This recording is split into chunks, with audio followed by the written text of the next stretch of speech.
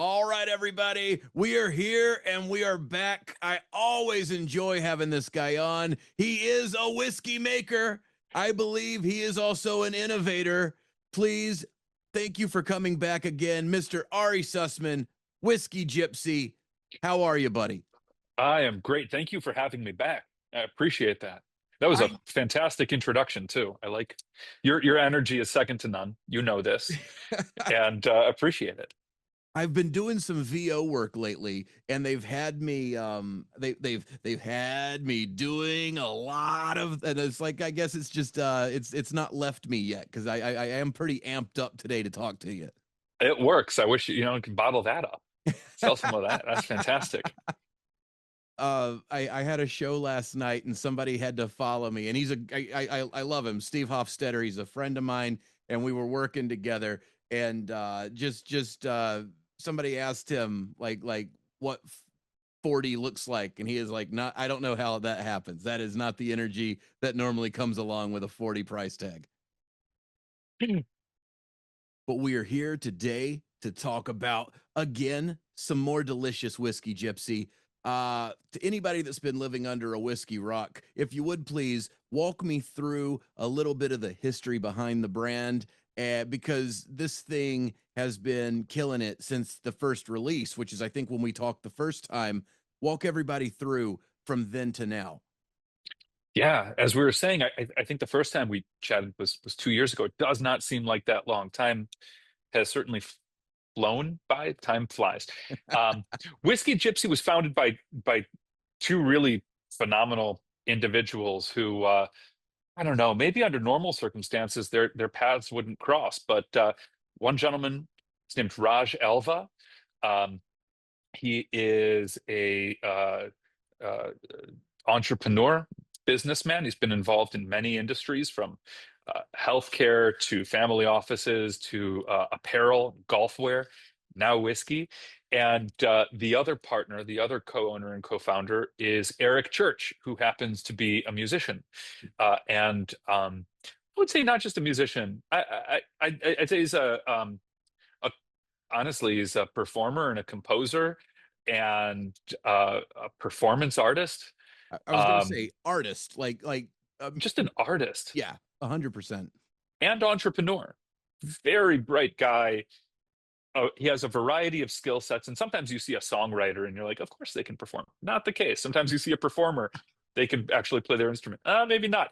Eric is a uniquely eccentric, multi-talented person, and in Raj and Eric, who again, whose paths wouldn't necessarily cross. Raj is very open about the fact that he's not a massive country music fan, or at least he wasn't. Um, they were paired together at a golf tournament, and this is how a beautiful relationship is born. Apparently, they were paired together by fate, by kismet, by circumstance.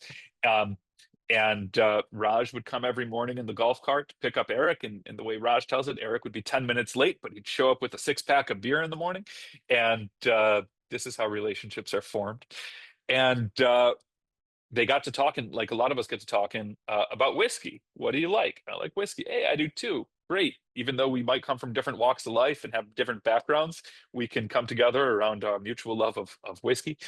At the time, Eric actually had a whiskey project going with a very large distillery called Jack Daniels, which put his name on a bottle. Um, I think the only other person aside from Jack Daniels who had a name on a bottle was Frank Sinatra, That's right. That's right. which is, for a normal person, you would give your guardian angel a high five, say thank you so much. Right. I'll go ahead and just have a deal with a multinational company. But Eric's not a normal person. Um, Although we love Jack Daniels, I love Jack Daniels, great company, great whiskey. He 100%. wanted a little bit more creative control, and he wanted to see what whiskey could do, and what he could do with whiskey. He and Raj got talking. They decided, and Raj is a connoisseur and fantastic palate, international traveler, knows international whiskey very, very well. Very impressive pedigree on that guy. And they decided that it would be fun to start a whiskey company and just explore the passion that they both shared. Um, so they shook hands and they started the headhunt. to see who might join them on the journey. And I was fortunate enough to get one of the phone calls. I'm sure they interviewed a lot of people.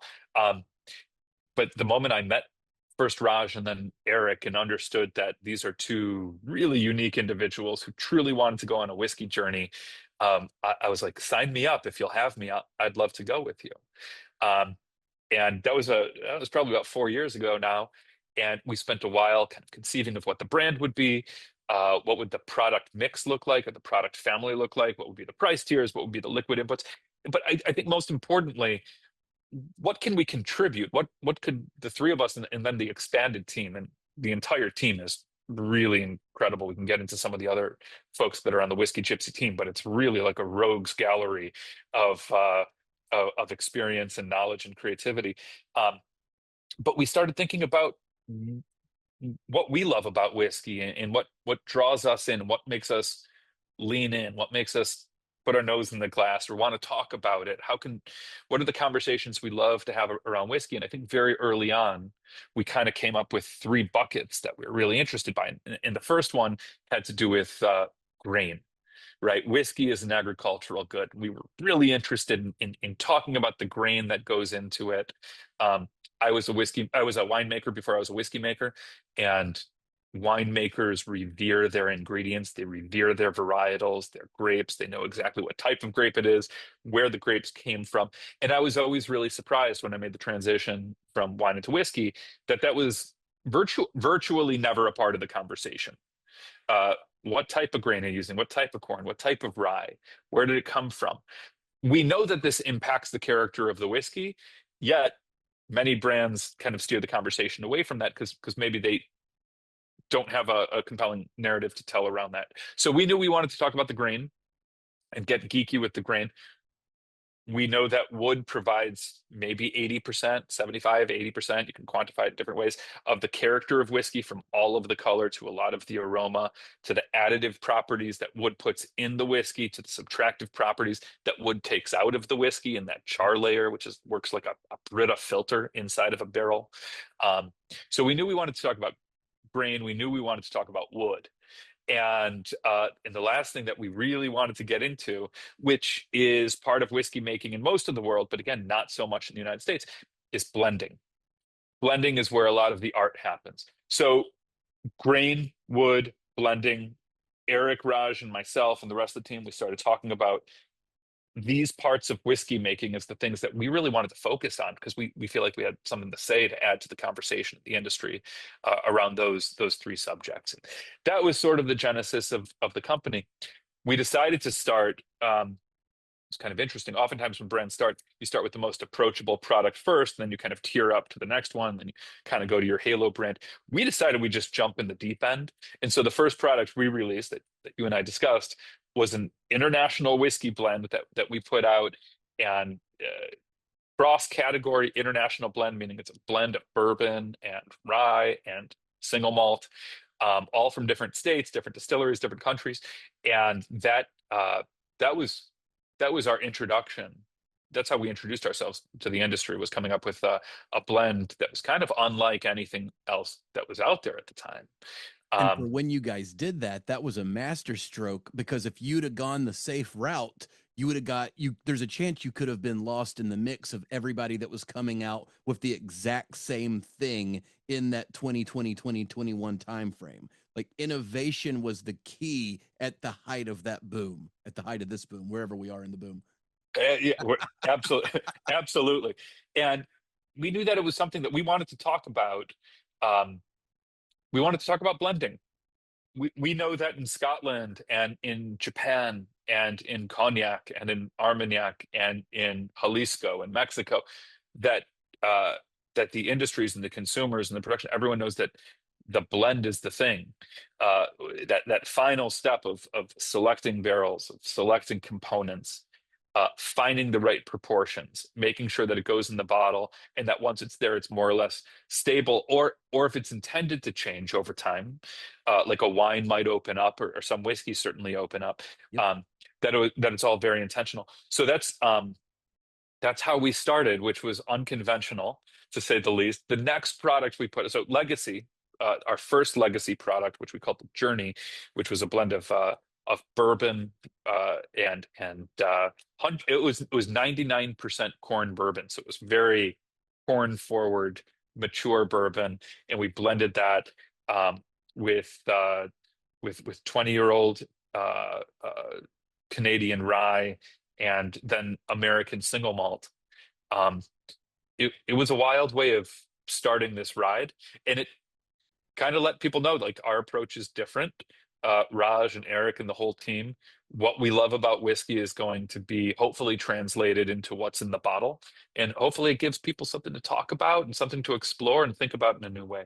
It did that for sure. I mean, that 20, like look at the age statements that people like a 20-year knockout punch is what that was, because it put everybody on notice that you guys weren't messing around. And it by it being as good as it was, like it would have been one thing if you were like, yeah, we're doing this and this and this, and then when you got to it, it didn't make any sense in the glass. But by that thing being that KO punch that it was, I mean, that was such a beautiful introduction to what you guys were going to do in the industry.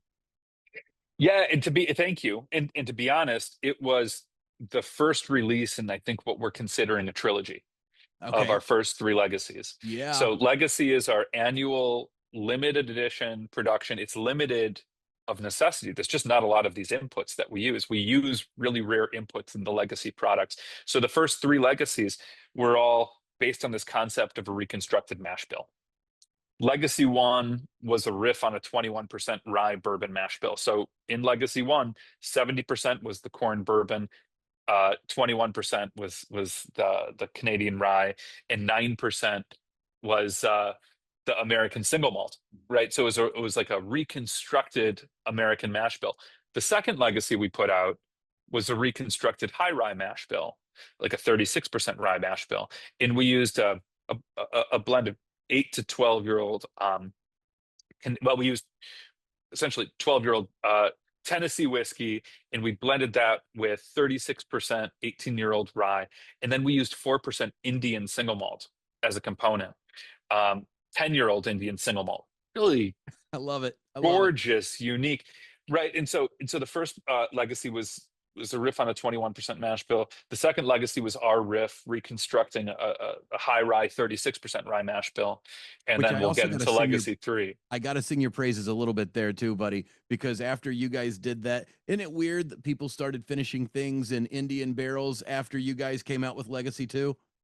I'd love to see as much of that as possible. I think what they're doing, and I think what the Indian distilling industry is producing in terms of quality spirit, and then it's sort of intensified and compounded by their really unique maturation conditions, creates a spirit that you couldn't really produce anywhere else, or certainly isn't being produced anywhere else right now. It can stand alone as a beautiful product. It can be finished. The Indian single malts stand alone. The Indian single malts can be finished in any variety of casks, and kind of express themselves very interestingly. But they also play well with others, and can serve a blend. And so I would love to see more Indian single malt out there. And I encourage all whiskey makers to experiment with the flavor profiles that you can get from Indian single malt, and from very few other spirits out there. I mean, just in a landscape where everybody thinks they've tasted it all, which none of us have. None of us have tasted it all. But when a consumer thinks that they have, and you can come out with something that just is so independently its own thing. I love the international approach that you guys have taken, and I love the international reach that I think the American consumer is slowly growing into, because there's so much good spirits out there if you'll just allow yourself to like go out of your comfort zone or go out of what your normal routine is and try them. Yeah, I mean, one of the reasons that I was sort of compelled to start blending whiskey in the first place is when I was a bartender, and I realized that the Scotch whiskey shelf had such a wide variety of characteristics. Some of them were really intense and oily, and some of them were very light and fruity, and it all existed within a very small region, but there was a massive spectrum of characteristics. And in American whiskey, the spectrum of characteristics felt a lot more narrow. That it was really corn and wood, and India is a little bit more like Scotland. There's different heat levels and smoke levels. Japan is a little bit more like Scotland with a gradient of essentially all the characteristics that they've developed over hundreds and hundreds of years in Scotland. Japan has done an incredible job at the past 100 years, Oh my goodness. creating its own kind of version of that. But American whiskey remained quite narrow in its characteristics. And so even blending American whiskeys gives you a slightly broader, but still quite narrow spectrum of characteristics. When you start, but American whiskey has this undeniable sweetness and depth, and the American oak is fantastic. But sometimes it can serve a blend. It can be augmented with spirits from other places in the world, and that's a space where, if your palate and your mind are open, you can play in all kinds of directions, and all of a sudden you go from sort of the narrow spectrum of American characteristics to, oh, no, you can use that as sort of a foundation or a base and augment it with spirits from all over the world. It becomes fun and exciting again, right? And so that's the space we wanted to live in. And that's where you specifically come into play, because you are a mad scientist of possibility in how you put your whiskeys together. I think the last time we talked, you were trying to get the rye that they found at the bottom of Lake Michigan or something like that. Am I remembering that correctly? Yeah, we Or all were you love telling me treasure about the hunting. rye? Yeah. Yeah, no, that's one of the projects, right? And that comes back to the first thing that we were talking about, which was grain, right? Yes. And the importance of grain, and the importance of the grain character in itself, but also the provenance and the story and the narrative behind the 1,000%. grain. And one of the products that we released this year. So just real quick, back to the product family. One of the products that we're so proud of, and we were able to release this year, we call Tribute, which is our sort of introductory, most approachable, both in terms of flavor characteristic and price point and availability and scalability. Our Tribute product is based around the foundation of using heirloom corn in an American bourbon, right? So we use Cherokee White Eagle corn, which is a pre-prohibition, which was prevalent pre-prohibition in pre-prohibition whiskeys, a variety of corn that was developed by the Cherokee Nation in North Carolina. They took it with them when they were sent off their land, when they're exiled from their land along the Trail of Tears. They took the corn with them. They replanted it in Oklahoma. It has since kind of found its way back into the whiskey industry. In the moonshine, there's a strong moonshine tradition with it as well. Because it's such a beautiful grain, it has oils that have essentially been bred out of commodity grain, and those oils bring with it flavor. So yeah, whether folks are finding grain in a shipwreck or going back and seeing what distillers' preferences were in terms of varietal pre-prohibition, those are the kind of stories that Whiskey Gypsy is interested in telling, and the kind of adventures that we want to bring people on. When you guys came out with Tribute, I thought, I know Eric Church knows Jack Black. There has to be the potential for a Tenacious D tribute in some way, shape, or form. Yes, that's a brilliant idea. Let's put that out into the universe and let's see what happens. Just letting it float, letting it fly away into the ether there. If we somehow get if we get a little bit of that in a Tribute #2, it'll be all fine by me. On a personal note, I was driving my son around to like soccer practice or a tournament or something, and he started cackling with laughter. He was staring at his phone, at his phone, like many 13-year-olds do as we drive around. Yep. And he was watching the video to Tribute for the first time, and he was like, "Dad, I got to show you this. This is the funniest thing I've ever seen." I didn't actually make the connection until you did it, so thank you for making that connection. It is. You have a very cool son. The fact cooler than he gets it from his mother, from my wife.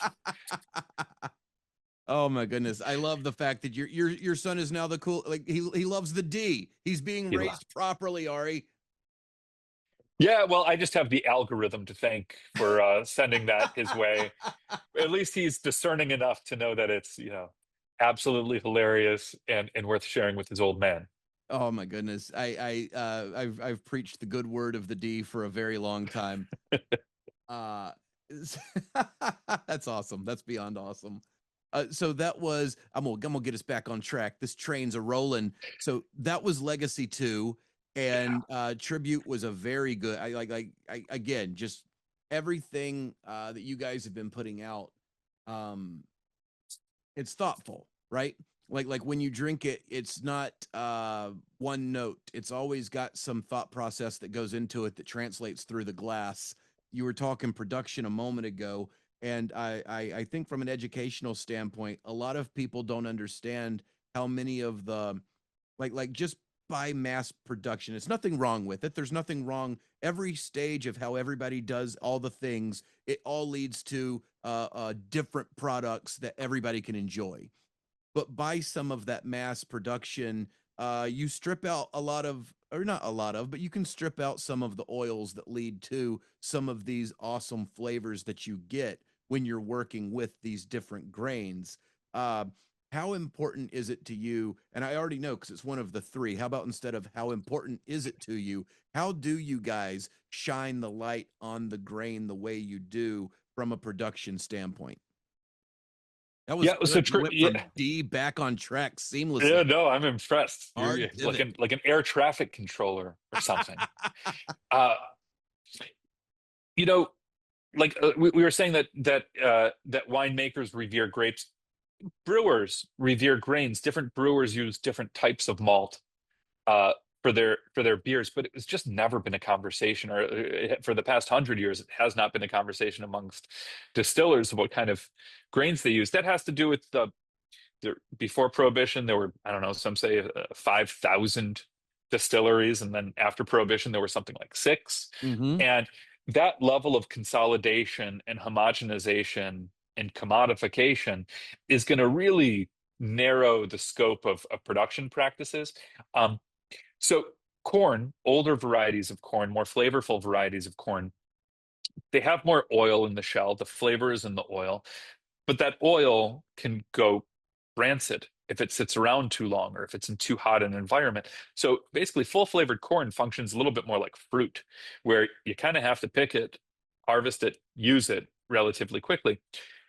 Whereas over the past 100 years, yellow dent varieties of corn have been bred by very smart people in order to sort of optimize for number of calories per acre. Um, and to do that, they had to get rid of the oil so that corn could sit in a silo for 12, 18, 24, 36 months at a time without going rancid. So, in order to keep the consistency of supply, um, they compromised flavor and character. And, it's a choice. Understand why you made it. And those sort of developments, those agronomic developments, led to feeding a lot of people. The world population in the past 100 years has gone from 2 million to 4 million to 8 million, soon to be to 10 million. And being able to cultivate calories, corn is one of the main ways we do it. It's one of the reasons why there are so many people on Earth right now. It's a modern marvel. But if you were purely thinking about whiskey production, you would think about flavor. And so we wanted to bring that back into the conversation. Um, we have played around with a lot of different heirloom varieties of corn and rye and everything. Uh, and Cherokee White Eagle corn kind of holds a lofted position for whiskey makers because it was prevalent before Prohibition, when there was a lot of competition for let's grow grains that are really delicious. So we were able to work with family farms that supplied the whiskey industry, family farms that use sustainable, ethical agricultural practices. We want to support those farmers. They're taking on an enormous risk growing grains that don't have commodity value. The yields are far lower. It's harder to grow. They're more finicky. And so we work with farmers that are committed to helping us make better whiskey. And that's part of the partnership. That's part of the challenge of, frankly, being a whiskey maker or a whiskey company, is finding the right partners who are willing to go the extra mile to help you make whiskey that's hopefully worth discussing, worth sharing. worth going back and getting a second bottle of. And Cherokee White Eagle and the farmers that we work with in Pennsylvania and now North Carolina and soon I believe other states, um, sort of the network of farmers that we've gotten to know and ingratiated ourselves with. That's part of our whiskey journey that we love sharing with our audience. Well, I think that goes back to the rogues gallery you were talking about earlier. Like a lot of people, when standing up a brand, I was talking to someone out of a state not known for production of, one of the states not known for whiskey production, and they make a delicious whiskey. I'm not going to blow up their spot. It's really, really good. But when I was talking to them, one of their main roadblocks that they faced was when they put their team together, by not being in one of the big two states, they run across a lack of long-term knowledge. Like you grow up in Kentucky, or you set up in Kentucky, you've probably got 200 years of someone's family that has supply. You've got people that have done the thing before. When you were putting your rogues gallery of whiskey savants together, how did you build your dream team? How did you get your Barclays and your Jordans and your Birds? I'm going back to '92 Dream Team. I don't count the ones with Kobe. No, I'll count the ones with Kobe. I don't count. Let's not go sports. People get mad. But I am sticking with that '92 Dream Team. How did you put yours together? I just had Chris Mullen show up in my mind all of a sudden. Listen, listen, I was like 13 years. I was like prime age when when the first Dream Team came around. And yeah, what a team. My man Isaiah Thomas didn't make it, but And that Dream Team was when Jordan blatantly told Magic Johnson, "You need to retire." yeah, we know we can get into that. Was such an amazing team, and I love watching all the documentaries about that team. That's the OG Dream Team. But Raj Alva builds companies. He's phenomenal at finding talent and talent that both works together, but also can butt heads when they need to for the greater goal of the company. Which And is of course, key. which is key. And Eric Church can go up on stage with just a guitar in front of 30,000 people and captivate them for an hour, but he also knows how to put together a band. Right, Um, right. and I just saw Eric on tour in his current band, just to give people a context of the kind of creative force that Eric is. He's working within the country music kind of genre, but he has a full on gospel section. He has a horn section. Um, he has a gospel section, a horn section, a string section. He's putting together some pretty funky bands.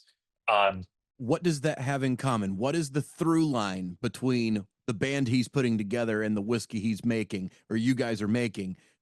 We all pull together a group of eccentrics that, you know, do you think that a string section and a gospel group go together? It might not come first into your mind, but Eric is able to kind of see the thread. So we have folks on our team that have come over from companies like Whistle Pig or Angel's Envy or Heaven's Door or Scotch Manufacturing.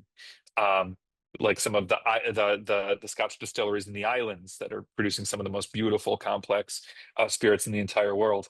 And so our team brings together sort of all of that knowledge, and it's not people who you would necessarily think would come from the same perspective, um, but between sort of the heavens door, Angels Envy, Bacardi Cruise, and the craft distillers who are now on our team as well, who have been thinking about things like grain and authentic storytelling. Raj and Eric know how to put together a team where the sum is more, than the parts. Well, there's two things there, right? And you said it a minute ago. A good team needs to be able to fight towards a proper outcome. We'll get back to that. From your description of of his band that he's put together, from your description of the people that he's pulled from these other areas to create a whiskey dream team. Let's stick with that narrative. You have gospel and you have steel guitars and you have drums and you have all these things. You're creating a volume of sound. You're creating like a volumetric final product. the same Yeah, way. there's soul and there's theory and there's all the things that you would want and volume and power and all of those things. Hopefully they'll come through. Those kinds of concepts come through in the whiskey as well. Hopefully we're making whiskey that has some sort of theory behind it, but also has context and has some soul, and that people can, sense hopefully by enjoying the product that this is a team that loves what they do and has been given the ability, or the very rare ability, to go ahead and be creative with the top ingredients in the world. What are you going to do with that opportunity? That's what the team is trying to figure out. I love it. I love it. And I think from the releases you guys have put out thus far, you see that come through. The finishing in the indie, like just some of the choices that you've already made. That's having the choir on stage. It's creating that volume in the glass that you need to create an interesting spirit. And now Yeah, like hopefully we're not taking the metaphor too far, but it's I'm gonna into we the ground, man, into the ground. I'm gonna bring it up 19 more times. Perfect. I love talking about the dream team, and I love talking about music. Yeah, These are two of our favorite things. But seriously, like, you guys flow together seamlessly, a cohesive unit, and it has led us to this beautiful legacy for this year, batch 3. Tell me a little bit about the declaration. Tell me what you guys wanted to do before I go off on another Tenacious D tangent. Walk me through what this year's goodness is. So I mentioned that legacy, at least the first 3 legacies, which kind of function as a trilogy, were based on a reconstructed mash bill. So we do something, we kind of flip whiskey blending on its head. Usually whiskey blenders find the ingredients that they want, and then they work out the proper ratios of those ingredients, and that's your product. This is typical whiskey making 101. We decided we wanted to have a little fun and throw ourselves a curveball. So what we did was we started with the ratios. We start with the ratios of traditional American mash bills. Then we had to go out and find the ingredients from all over the world, prototype dozens and dozens of samples, and figure out which ingredients went well into the ratios that we predetermined. It's kind of a far out way of thinking. It was a challenge. So if the first legacy was the 21% kind of conventional mash bill to introduce the concept, and the second legacy was the high rye mash bill. For the third one, we wanted to not look at the contemporary mash bill scene, but because we're coming up on the 250th anniversary of the Declaration of Independence next summer, we wanted to honor that revolutionary spirit. And we started looking at what were the types of mash bills that Americans were making around that time. And of course, 250 years ago, one of the largest distillers in the country happened to be George Washington. That's right. That's right. And George Washington, he made a number of spirits: peach brandy, apple brandy. He also made a Maryland style rye, which was a very popular mash bill 250 years ago. Melville wrote about Maryland style rye in Moby Dick. So the great works of literature talked about it. People understood at the time that there were different types of rye, traditional ryes and regional ryes. So we wanted to focus on one of those. We decided Maryland style rye because we thought it was so cool. We thought it'd be a lot of fun to talk about George Washington, how he was a distiller, how he had this unique type of rye whiskey that he made, which was roughly 60% rye, 30% corn, 10% malted barley. So it was like a rye whiskey with a sweet corn component to it, making it more approachable. We decided fairly early on that for the 250th anniversary, let's riff on George Washington's mash bill. I love it. That was going to be a lot of fun. We started playing around with the different spirits that we would use as components, and then about a year ago, reached out to some friends of ours at George Washington's distillery at Mount Vernon. And we said, hey, just so you know that we're planning on honoring George Washington in riffing on the kind of whiskey that he made. And they and this is really phenomenal, was not expecting for this to happen. They thought it was a pretty cool idea, and they offered to share with us some of their apple brandy casks from George Washington's distillery to finish the rye, or to finish the whiskey in. So we ended up finishing the rye component for the Declaration, for this whiskey that was based and kind of inspired by George Washington.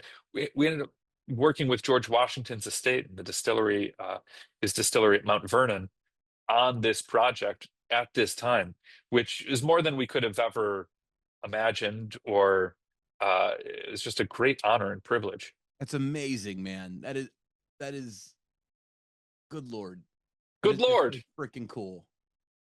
Yeah, we couldn't have planned it, right? It came about naturally. We told them what we were doing, and they thought it was a cool idea. We said, "Hey, this is our third reconstructed mash bill. The first two we did are kind of contemporary. For this one, we wanted to go back into a historic mash bill, and they said they wanted to be a part of it. So we said, heck yeah, that's exactly what we should do." And they were incredibly generous and shared these beautiful apple brandy casks with us. We ended up finishing the rye component of the blend, and it just created a sweetness and an aroma and an earthiness, and all kinds of characteristics were added to the blend that weren't in the components themselves. Um, and so it really elevated the blend. It was really a beautiful cherry on top. And I've had this for like you know, I like this brand, so I drink what I like.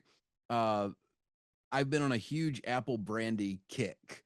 So when Legacy 3 hit my door, I've not been able to put it down because from start to finish, it's got two of my favorite components involved. You've got a beautiful rye, and you've got this underlying sweet apple note to it that is just, I mean, the nose you get the like underlying, and it's always so nuanced with you, Ari. Like it's not like, hey, this was finished in apple brandy cask. No, it's ingredients first, and the cask finish accentuates what's already going on in the glass, and it creates a wonderful harmony. I did it. I accidentally did it. Went back to music, but it does. It creates a beautiful harmony in the glass between the ingredients and that cask finish. Oh, thank you for saying that. And I love that you picked up on that. That's what we were trying to achieve. Um, the goal here was not just to slap a name, like a George Washington distillery name onto the declaration. Uh, we are big fans of the spirits that they produce there. Mm-hmm. We're huge fans of their bourbon and their rye and their various brandies and their peach brandy and their apple brandy. Um, and so it wouldn't be enough just to attach the name to it. It had to really add to the whiskey.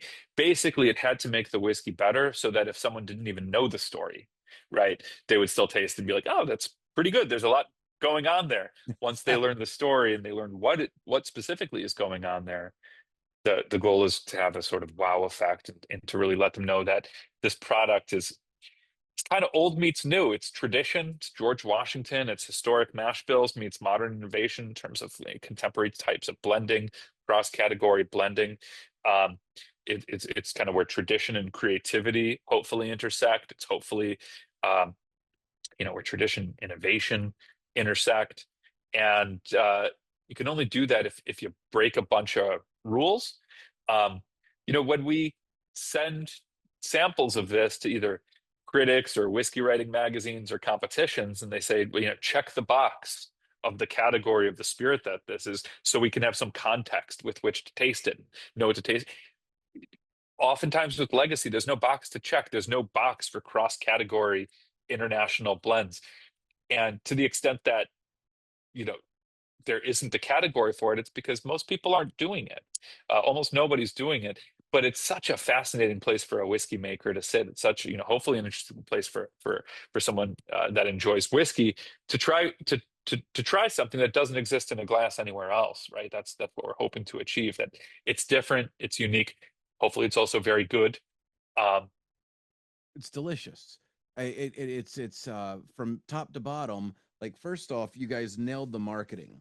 Like, when you look at this goodness right here, like, you guys really, from the tube all the way to the freaking bottle, the marketing behind this is, you guys spared no expense at making this stand out to anybody that picks up a bottle, or anybody that's lucky enough to find one.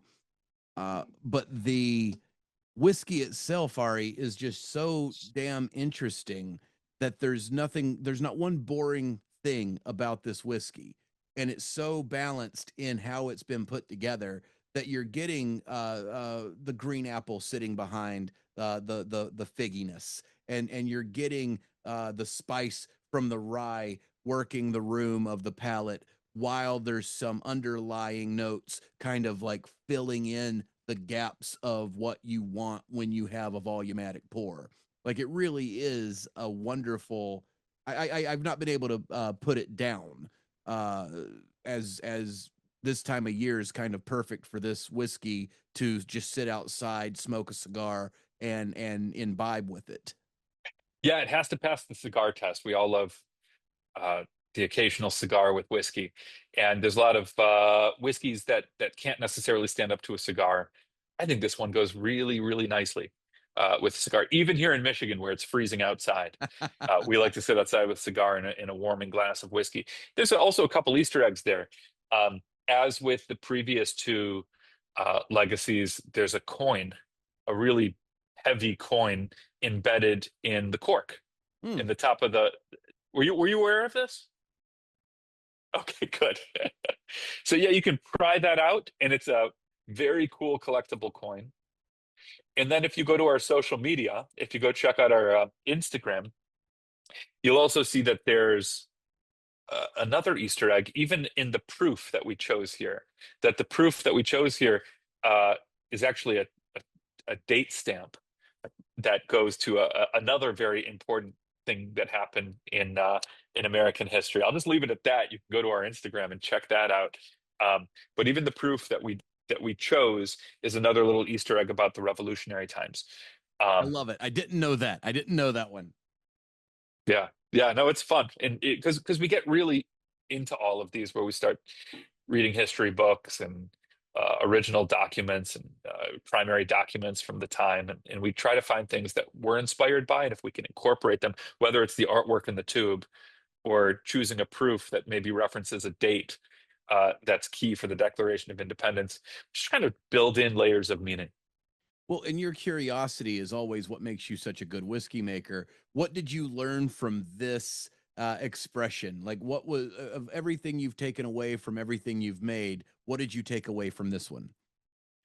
There's been a few things. We were actually just talking about this. Number one, we used a blend of ryes of various ages as the foundation of this blend, which is a technique um, called according that we borrowed from perfume makers, where we know that an 8-year-old versus a 12-year-old rye will express itself pretty differently. And the 8-year-old will have a lot more of that grain character, and the 12-year-old will have more of the wood character, which is kind of obscuring the grain character. So to build the foundation of this Maryland style rye, the first thing we did was to play around for a long time with different blends of ryes of different ages. It wasn't just one rye with one age. We really wanted the best representation of all the depth of the wood, but the grain character of the rye. It's the first time we've done that, so we were very excited by that. Um, we also played around with Canadian corn whiskey. The corn component here actually comes from Canada, and it's 20 to 25 years old. Again, we're agnostic about where products come from. We choose the best ingredients from wherever. We weren't necessarily looking to just highlight American whiskeys in the Declaration. It's about the Declaration of Independence. It's also kind of our declaration of how we choose to make whiskey, and we're a very agnostic about political borders, and we just want really phenomenal whiskey from wherever it comes from. But I So love that, this man. 20 to 25-year-old Canadian corn whiskey, which had been aged in a cool climate in used barrels for a good long while, which we then moved to Nashville and put in new American oak barrels for about 2.5 years to give it a little bit more depth and character while still retaining that corn character. It's a component, man. We've thought about releasing it just by itself because there's no other spirit quite like it. The 20-year-old corn whiskey that's been refinished in new American oak for a number of years in Nashville in that hot climate, uh, After provided coming from that cold climate, so you're getting as esters and all kinds of yeah. flavors that you could never achieve in a warmer climate, because when you age product in a cold climate, it drives in oxygen. The oxygen dissolves in it. That drives a totally different set of reactions over time than you would get in a warm climate. uh, and so it even provides fruity characteristics that you would not get in corn whiskey if it were just matured in Michigan or just matured in the United States. um, and then we kind of scoured all over to try to figure out what is the right single malt barley component to put in here. And we tried barleys from all over the world, and we ended up with a beautiful 8.5-year-old single malt from Virginia, of all places, from a distillery not too far from Mount Vernon. It fits the narrative. We chose it because it won the blind tastings that we did, but it just so happened to be, down the street. So yeah, each component of the blend was really fantastic, and we got to play around with some new blending techniques. That's awesome, man. I mean, everything you're saying, it's like every piece of this thing has been just meticulously crafted to be as good as it is. I From nose to palate to finish, I've been sipping on this as we've been talking, and now let's have a pour together, buddy. Cheers. Cheers to revolution. To the revolution.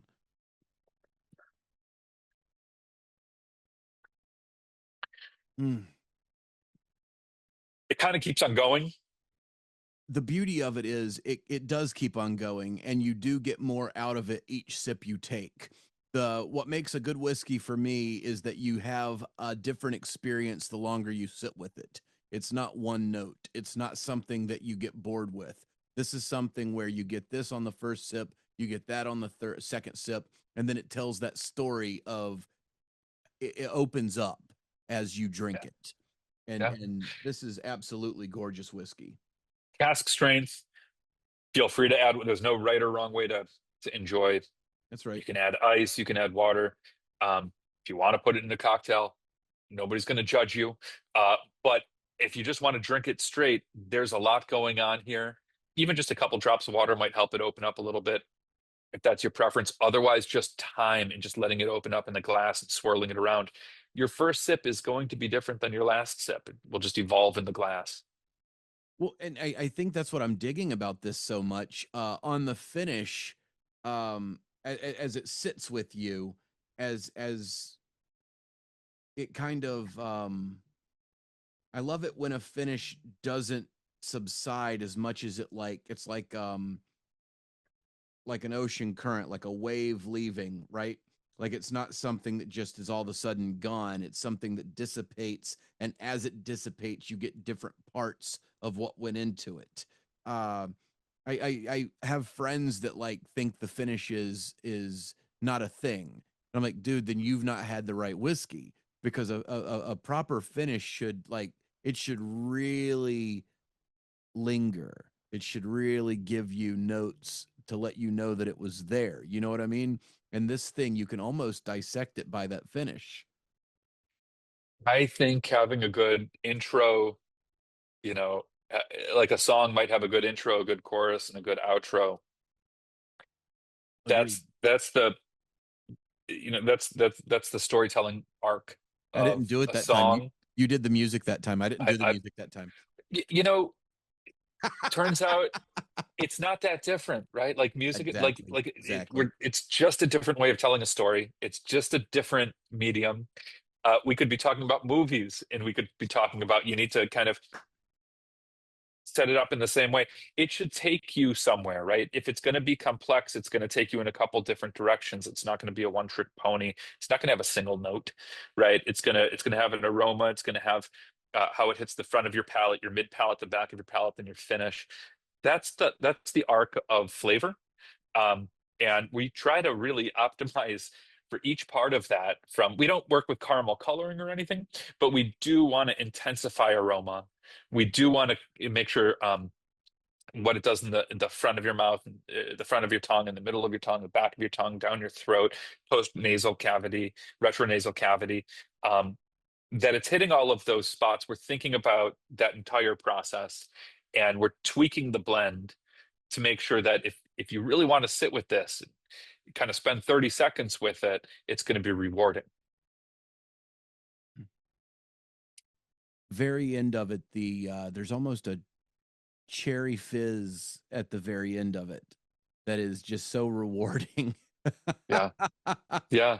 There's a oh my God, fruitiness, dude. and with a little bit of acid, little bit of sharpness, but there's the sweetness and sourness. There's a lot of complexity. This is what happens, like when you're able to blend three whiskeys minimum 3 whiskeys. There's a lot of whiskey. When you're able to blend all of these different characteristics, you can build complexity. You can really kind of shape that experience in a way that you just can't. This is why I love blending whiskey, because you're able to build a sensory profile that you would not get from a single source distillery, by definition.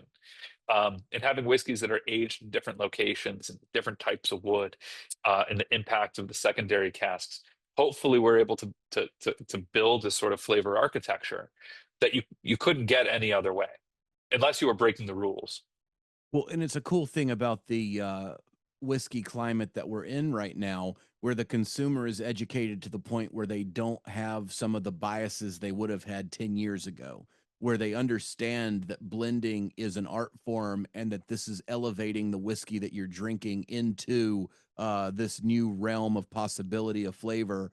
The open-mindedness of the consumer never ceases to amaze me from like 2014 till now.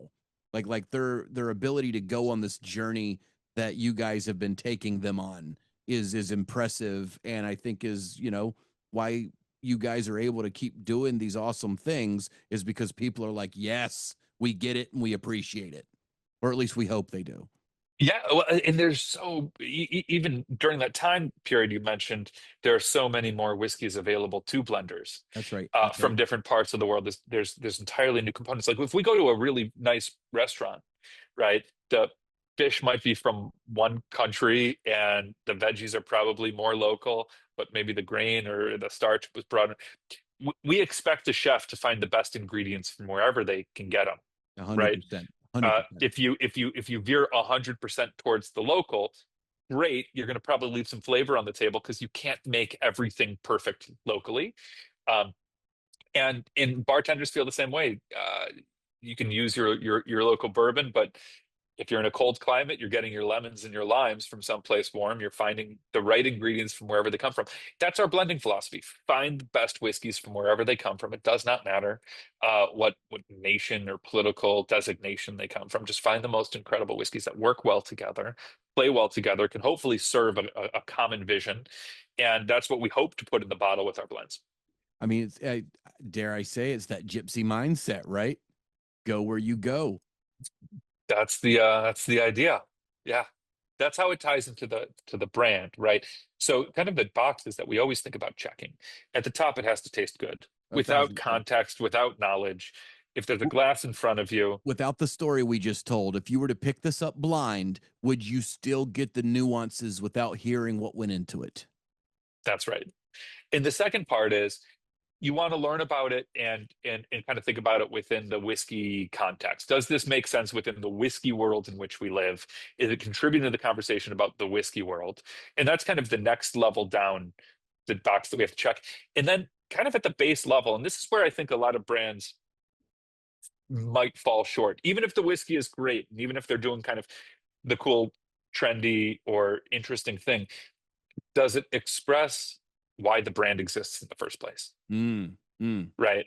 Is it an expression of the brand? And many brands don't have a ton there to express. But we really started the brand with a love and a passion of grain, of wood, of blending. And we want to make sure that everything we release goes back to those fundamentals as an expression of our love of those components of whiskey making. So it's got to be good by itself. It has to elevate the conversation around the categories, but then it also has to be an expression of the brand. And so we spend a lot of time thinking about, what is a brand? Why does a brand exist? We don't exist to sell whiskey. We exist to express something. And if we express it well, hopefully the whiskey sells, and we keep on doing it. But we have a perspective, we have a reason to exist, and hopefully all of the expressions, all of the products that we release serve that purpose. Well, it's an interesting point of view, right? Like that's why you guys also don't have 19 things on the shelf at the same time. Rule one of design: if everything's special, nothing's special. You guys have done a very good job of highlighting the thing that you've got going, and you know that you've crafted it, you know that you've put time behind it, so that when you see it, you get excited. And when you go to I mean, optics are a thing. Optics are real. You go to a liquor store and you see 19 of something sitting there, it's immediately less special to you than it would be if, like, uh when this hit North Carolina, you go to the liquor store, you see it on the shelf, you don't buy it. The next time you go, it's not there. You've missed out. That's marketing 101, the creating of need or desire. You go, FOMO, right? yeah, FOMO. You go to the store and you see 9 deep, 9 wide. I'm probably not going to pick it up because I know I can come back and get it next time. Yeah, it can also be confusing to the consumer if unless they're really What's the familiar with the difference? brand. Right, right. Which one do I what do I get? Yeah, Uh, yeah, yeah, and 100%. so we really wanted to make sure in the products that we put out that we're sort of curating an experience where the consumer knows that we're not throwing spaghetti at the wall. We've thought about this. We've thought about it from their perspective, right? Where we've really honed. We've already done the R&D, Yeah, right? So what we're putting on the shelf is the product of a lot of work. It's not all of the work in progress and work in process. that's right. That's right. Well, it's another home run, Ari. I always, dude, I could pick your whiskey brain all day long. Like you have just amassed this wonderful repertoire of whiskey knowledge that I'm never bored by. It's always impressive to me just the way you think about whiskey. And this legacy is absolutely delicious. I love the backstory. I love the apple brandy finishing. I love where it came from. And as always, you guys have a narrative that comes through without being forced. You could have said, we're wanting to harken back to revolutionary times, and it could have sounded like this isn't gonna work, but it does. And you didn't make it a part of the narrative. You let the whiskey create the narrative. And that's always why I love talking to you, man, because the whiskey always follows suit with what you want it to be, and it always delivers. Thank you. Yeah, we weren't aiming to be historical reenactors here. Right, Um, right.